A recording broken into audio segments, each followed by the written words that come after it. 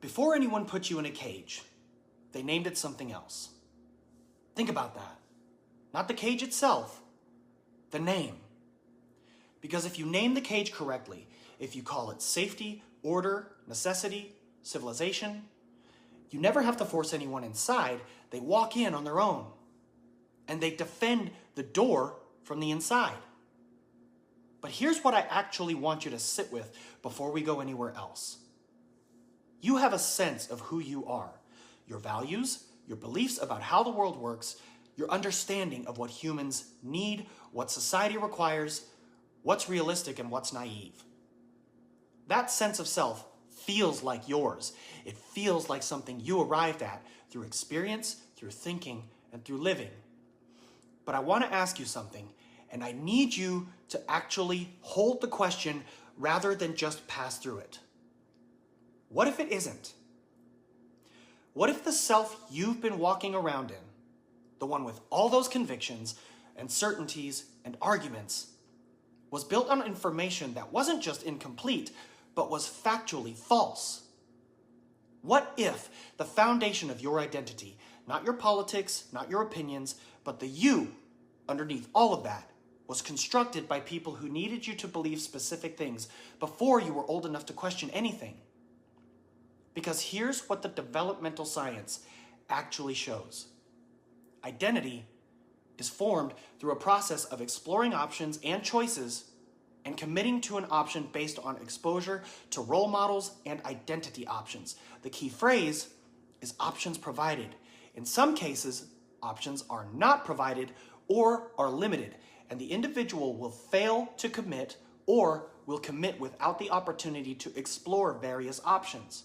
When that happens, developmental psychologists call it foreclosure, characterized by well-behaved and obedient children with a high need for approval, high levels of conformity, and conventional thinking. Foreclosure. The identity commits before the exploration happens. The cage gets named before the child can ask what a cage is, and the foreclosure doesn't happen in adolescence when you might have started to notice. It starts earlier, much earlier. Pre-verbal human infants form dominance hierarchies and use formidability cues to predict who will prevail. The architecture of hierarchy isn't introduced to you in school. The school just formalizes what was already being installed at the neurological level before you could speak. So by the time you walked into a classroom, you already had a framework. Authority was already familiar. Deference was already wired. The vocabulary of hierarchy didn't land in a neutral mind.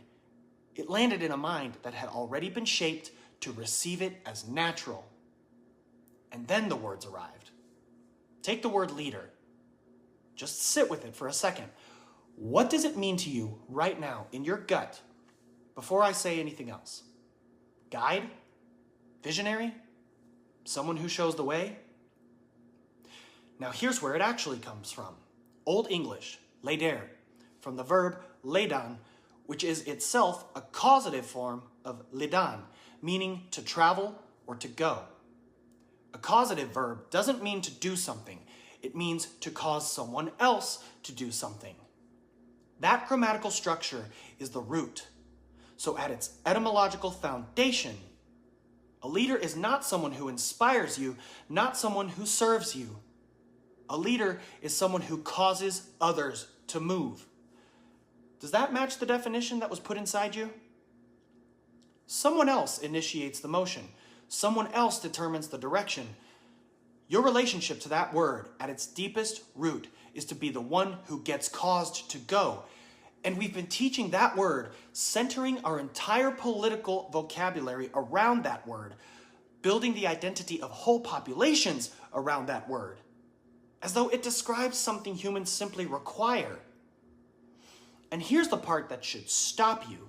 As a formal political title, leader only acquires that specific meaning in 1918 as a direct translation of Führer, Duce, or Caudillo. The casual word your civics teacher used, the word TED Talks are built around, the word people mean when they say we just need better ones, that word was coined as political currency by the regimes we were taught to treat as the ultimate lesson in human failure. The branding changed. The root didn't. And the root is inside you now, operating as instinct. Now take the word govern. Where do you think it comes from? Don't move past the question. Actually form a picture. What do you think the original meaning was? Late 13th century, from Old French, governor. From Latin, gubernare, a nautical term, to steer a ship, borrowed from Greek kybernon, which is to pilot or to direct. And kybernon is the precise root that gives us the modern word cybernetics, the formal science of how you regulate, correct, and steer a mechanism toward a predetermined output. Govern and cybernetics are not metaphors for each other. They are etymologically the same word, splitting into two directions.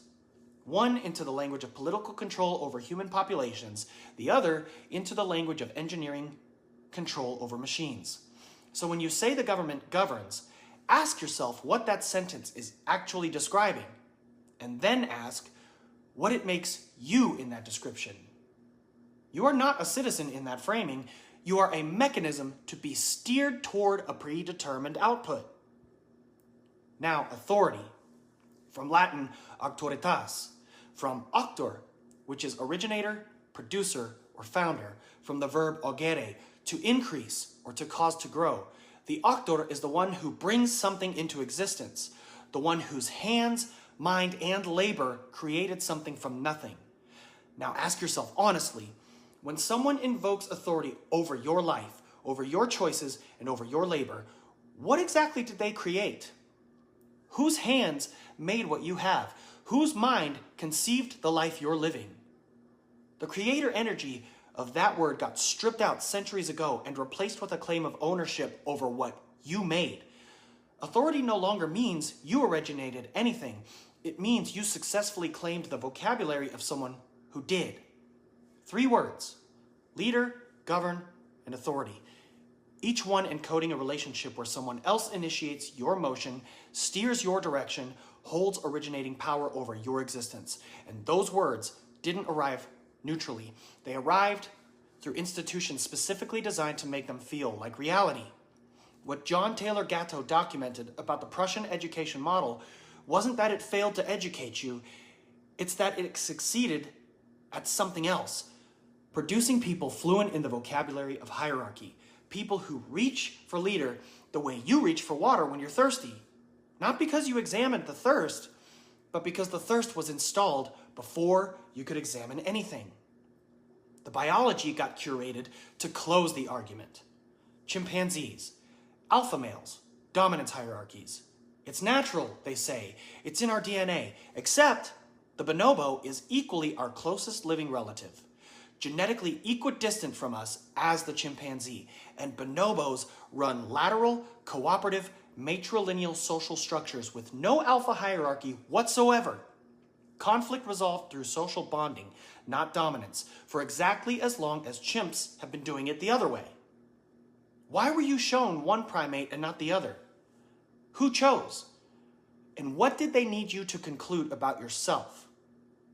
And when the vocabulary and the biology weren't enough, John Jost at NYU documented what psychology does with the rest. System justification theory. People will actively defend and rationalize systems that harm them personally because the psychological cost of accepting the entire structure as illegitimate is higher than the cost of continued suffering inside it.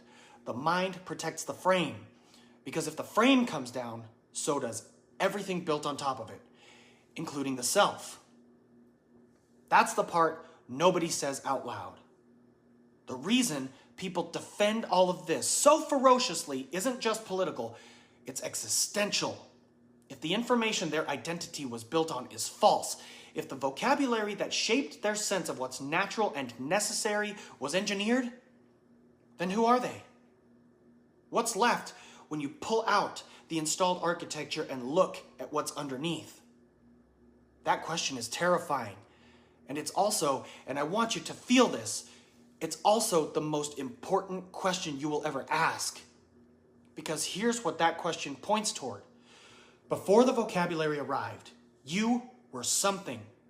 Before the first classroom, before the first pledge, before the first time someone handed you the word leader and told you that you needed one, there was a mind, a sovereign intelligence, curious, lateral, cooperative by nature, the same nature that built the Haudenosaunee Confederacy, that ran Catalhoyuk for 1,000 years without a palace, that organized the Cherokee Nation through distributed councils rather than concentrated power.